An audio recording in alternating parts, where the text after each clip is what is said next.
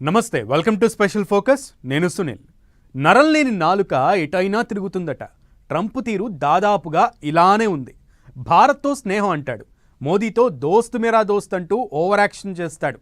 Cut చేస్తే పాకిస్తాన్తో ప్రేమలంటాడు.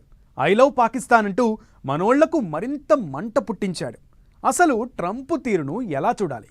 ఆయన విధానాలు ఏంటి? అమెరికాను ట్రంప్ను ఎప్పటికీ నమ్మడానికి లేదా?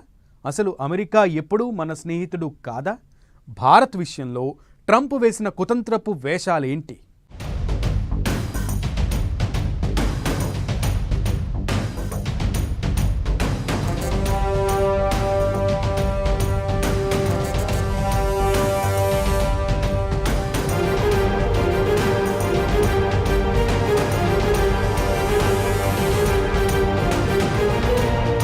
భారత్తో స్నేహం, పాకిస్తాన్తో ప్రేమలు. ట్రంప్ డబుల్ గేమ్ ఆడుతున్నారా? ఇండియా విషయంలో ట్రంప్ తొండాట. ట్రంప్ను భారత్ ఎప్పటికీ నమ్మడానికి లేదా? అవసరంతోనే స్నేహం ముసుగు వేసిందా? అమెరికా ఎప్పటికీ భారత్కు స్నేహితుడు కాదా? ట్రంప్ అంతే, ట్రంప్తో అంతే. ఎప్పుడు ఏం మాట్లాడతాడో తెలియదు. ఎప్పుడు ఎవరి వైపు టర్న్ అవుతాడో అర్థం కాదు. నోటికి ఏదొస్తే అది అనేస్తుంటాడు. స్నేహితుడు అంటూనే ప్రతీకారం తీర్చుకున్నట్లు కనిపిస్తాడు.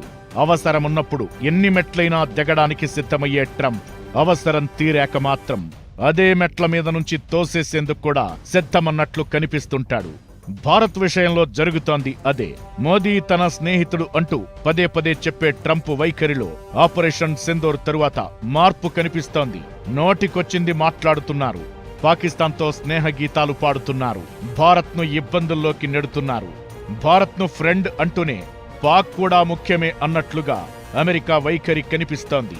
ఏకంగా పాక్ ఆర్మీ చీఫ్ మునీర్తో లంచ్ మీటింగ్ పెట్టారంటే పాక్కు అమెరికా ఇస్తున్న ప్రాధాన్యమేంటో అర్థం చేసుకోవచ్చు.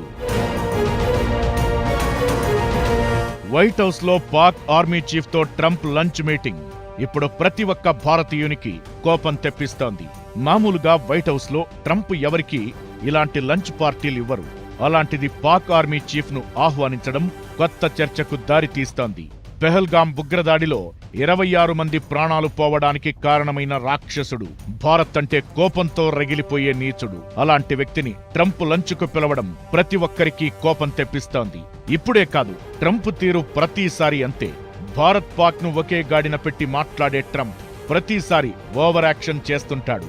ఆపరేషన్ సింధూర్లో భారత్ స్పష్టంగా పైచేయి సాధిస్తున్న సమయంలో ఆయుధాలు సాయం అందించకపోగా పిలవని పంచాయతీకి పెద్దరికం చేసినట్లు యుద్ధాన్ని ఆపింది తానే అంటూ డబ్బా కొట్టుకున్నాడు. మోదీతో సహా భారత్ అధికారులు ఎన్నిసార్లు ఖండించినా ట్రంప్ది అదే మాట. ఒకసారి తానే అంటాడు, ఇంకోసారి తాను కాదు అంటూ నాలుక మడతెట్టేస్తాడు. ఇలా ట్రంప్ చర్యలు భారత్కు మరింత కోపం తెప్పిస్తున్నాయి. భారత్తో స్నేహం కోసం పాకిస్తాన్ను వదులుకోలేమని అమెరికా అధికారులు బహిరంగంగానే చెబుతున్నారంటే అగ్రరాజ్యం తీరు అర్థం చేసుకోవచ్చు. భారత్ తమ మిత్రదేశం, మోదీ తన స్నేహితుడు అంటూ నిన్న మొన్నటి వరకు తెగ ప్రేమ కురిపించిన ట్రంప్ ఇప్పుడు యూటర్న్ తీసుకున్నారు. పాక్తో ప్రేమ పాటలు పాడుతున్నారు. అవసరమున్నప్పుడు విలువలు మాట్లాడి అవసరం తీరాక లెక్కలు మాట్లాడే రకం ట్రంప్. ఇరాన్తో యుద్ధానికి సన్నద్ధమవుతున్న వేళ పాక్తో అమెరికాకు అవసరం పడింది. దీనికోసం భారత్తో స్నేహాన్ని కూడా అవమానిస్తున్నారు. ఇలాంటి అమెరికాను నమ్మొచ్చా, ఫ్రెండ్ అనుకోవచ్చా అనే అనుమానాలు వినిపిస్తున్నాయి. మోదీ క్లాస్ తీసుకోవడంతో ట్రంప్ యూటర్న్ తీసుకున్నారు. యుద్ధాన్ని ఆపింది తాను కాదని చెబుతున్నారు. నిజానికి ఇప్పుడే కాదు, భారత్ విషయంలో ప్రతిసారి అమెరికాది ఇదే తీరు. 6 వేలుగా అవసరం కోసమే చూస్తుంది తప్ప భారత్తో బంధాలు బాధ్యతలేమీ లేవన్నది క్లియర్. భారత్తో స్నేహం, మోదీ స్నేహితుడు అంటూనే మన దేశం మీద భారీగా టారిఫ్లు విధించారు ట్రంప్. భారతీయ స్టీల్, అల్యూమినియం ఉత్పత్తులపై 25% సుంకాలు విధించారు. దీనికి తోడు ట్రంప్ అమెరికా ఫస్ట్ విధానంతో 1,00,000కు పైగా భారతీయ కుటుంబాలు ఆందోళనలో పడ్డాయి. వీసా నిబంధనలు, నిషేధాలు భారతీయ విద్యార్థులు, ఉద్యోగులపై ప్రభావం చూపుతోంది. అక్రమ వలసదారులు అంటూ భారతీయులను ఎంత దారుణంగా తిరిగి మన దేశానికి పంపించారో దేశం ఎప్పటికీ మరిచిపోదు. ఇక G7 సదస్సులో మోదీతో కలిసి చర్చలు జరిపే అవకాశమున్న ప్రధాని కెనడాలో అడుగు పెట్టడానికి ముందే అత్యవసరమైన పని ఉందంటూ ట్రంప్ అమెరికాకు వెళ్లిపోయారు. ఆ తరువాత మోదీని కెనడా నుంచి అమెరికా రావాలని కోరారు. అయితే ముందే నిర్ణయించిన కార్యక్రమాలు ఉన్నాయంటూ ట్రంప్ ఆహ్వానాన్ని మోదీ సున్నితంగా రిజెక్ట్ చేశారు. పాకిస్తాన్కు ప్రాధాన్యం ఇచ్చినప్పుడు ఆహ్వానాన్ని మన్నించలేమని చెప్పకనే చెప్పారు. ఆపరేషన్ సింధూర్ను నిలిపేయడానికి మీరు కారణం కాదంటూ ట్రంప్తో మోదీ క్లియర్గా చెప్పారు. ఆసియాలో చైనాకు చెక్ పెట్టేందుకు భారత్తో స్నేహగీతం పాడుతోంది తప్ప మన దేశమంటే అమెరికాకు ఎప్పుడూ ప్రేమ లేదు. అవసరం తప్ప. భారత్తో అమెరికా స్నేహంగా మెలుగుతున్నా పాక్తో అగ్రరాజ్యానికి ఉన్న సంబంధాలతో దేశ భద్రత పరంగా వాషింగ్టన్ను పూర్తిగా నమ్మలేం. అమెరికాది అవకాశవాదం అనడంలో ఎలాంటి అనుమానం లేదు. అందుకే ట్రంప్నే కాదు అమెరికాను కూడా పూర్తిగా నమ్మడానికి లేదు. భారత్ చేస్తోంది కూడా అదే. అమెరికాతో దగ్గరకు జరుగుతూనే రష్యాతో చెరకాల బంధాన్ని కంటిన్యూ చేస్తోంది. ఒక రకంగా ట్రంప్ డబుల్ గేమ్ ఆడుతుంటే భారత్ కూడా తన మార్క్ స్ట్రాటజీ ఫాలో అవుతోంది. దెబ్బ కొట్టినోడికి ఆశ్రయం ఇచ్చిన దేశంతో దోస్తీ చేస్తూ అమెరికా ఓ మెట్టు దిగిందా అంటే అవును అనే సమాధానమే వినిపిస్తోంది. ప్రపంచంలో ఎక్కడ ఉగ్రదాడి జరిగినా దాని మూలాలు పాక్లోనే ఉంటాయి. అలాంటి పాకిస్తాన్తో ట్రంప్ స్నేహగీతం ఆలపించటం అగ్రరాజ్యం దరిద్రపు వేషానికి కేర్ ఆఫ్గా కనిపిస్తోంది. అసలు ఎందుకు పాక్కు ఇంత ప్రాధాన్యత ఇస్తున్నారు ట్రంప్? మోదీ భారత్తో ట్రంప్ స్నేహమంతా అబద్ధమేనా?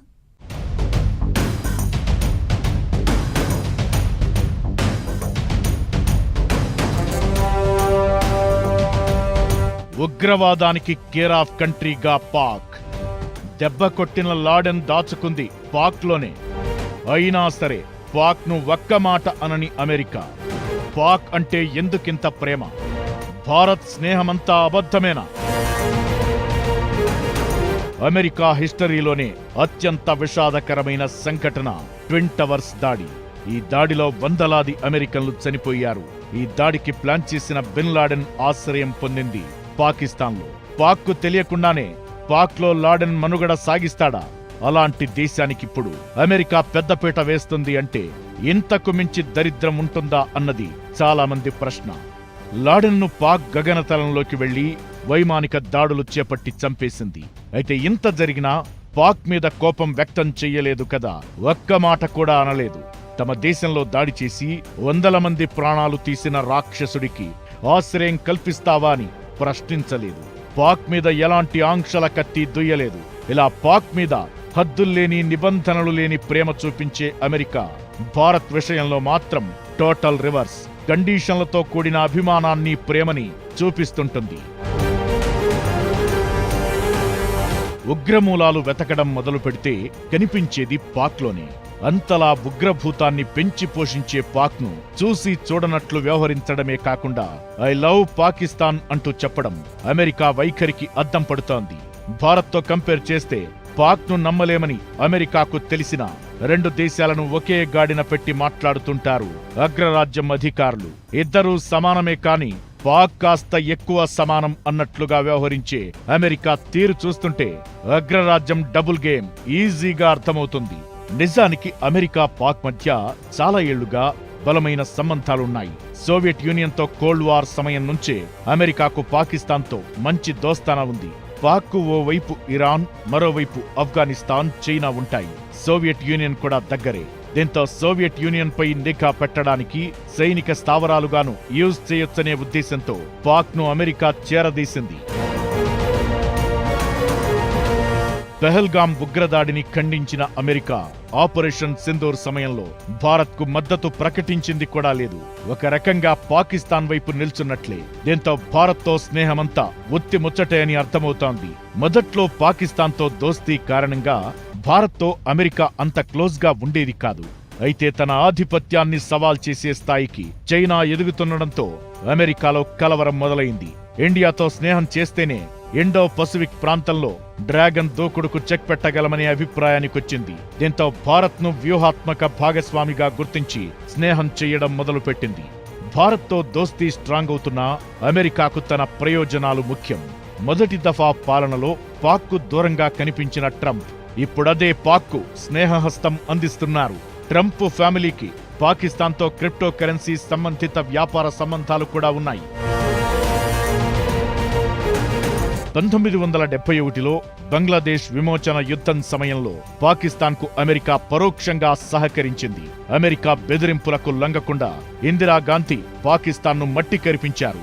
ఆ తరువాత సోవియట్ యూనియన్ ఆఫ్ఘనిస్తాన్పై దాడి చేసిన సమయంలో అమెరికాకు పాకిస్తాన్ అవసరం మరింత పెరిగింది. పాక్ మీదుగా ఆఫ్ఘాన్ ముజాహిద్లకు అమెరికా ఆయుధాలను సరఫరా చేయడంతో పాటు ఆర్థిక సాయం చేసింది. పాకిస్తాన్ అణు కార్యక్రమం గురించి తెలిసినా సరే అమెరికా చూసి చూడనట్టు వ్యవహరించింది. ఆ మాటకొస్తే పరోక్షంగా సహకరించిందనే టాక్ ఉంది. పాక్ చేతిలో అణ్వాయుధాలు ఉంటే అది ఉగ్రవాదుల చేతుల్లోకి వెళ్లే ప్రమాదముందని తెలిసి కూడా అమెరికా ఇలా వ్యవహరించడం ఆ దేశ వైఖరికి నిదర్శనం. ఒక్కటి మాత్రం క్లియర్, అమెరికాకు భారత్ ఎప్పుడూ ఆరో వేలు లాంటిదే. ఆ విషయం మనోళ్లకు కూడా తెలుసు. ఇదంతా ఎలా ఉన్నా ట్రంప్ తీరు మాత్రం భారతీయులకు ఎక్కడలేని కోపాన్ని తెప్పిస్తోంది. పాక్ నుంచి ఎవరితో లంచ్ మీటింగ్ పెట్టుకున్నా పెద్ద సమస్య ఉండేది కాదు. మునీర్ లాంటి మూర్ఖుడు రాక్షసుడితో ట్రంప్ సమావేశం కావడం మనోళ్లు ఆగ్రహంతో ఊగిపోయేలా చేస్తోంది. పాక్ను నమ్ముకుని భారత్ను దూరం పెట్టుకుంటే త్వరలో అనుభవించాల్సింది అమెరికానే.